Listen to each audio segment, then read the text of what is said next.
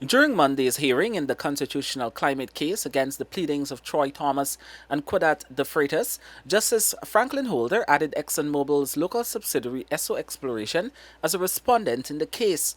The applicants had alleged that their constitutional rights to a safe and healthy environment have been contravened by the Guyana government's entering into several petroleum agreements with Esso and its parent Exxonmobil. The applicants allege that under these agreements, Esso will produce large quantities of petroleum, which, when burned, would create large amounts of greenhouse gases, which would in turn cause climate change, making Guyana's environment unsafe and unhealthy.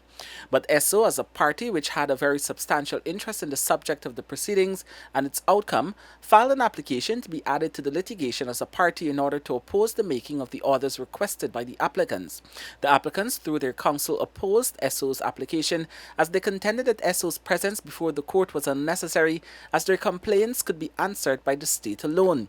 They did admit that if Esso was allowed to participate in more limited scope, not to be able to lead evidence or cross-examine witnesses, the court had a discretion to allow this.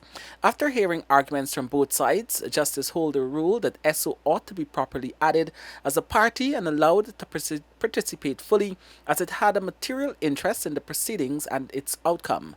He then fixed timelines for documents to be filed by the respective parties in support of their cases and for further steps to be taken in the matter.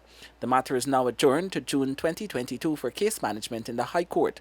The case before Guyana's High Court claims that Guyana's approval of a massive ExxonMobil-led oil and gas build-out of the country's coast violates the government's legal duty to protect the rights to a healthy environment, sustainable development, and the rights of future generations. Guyana is ExxonMobil's largest oil development outside of the Permian Basin. For the newsroom, Kurt Campbell.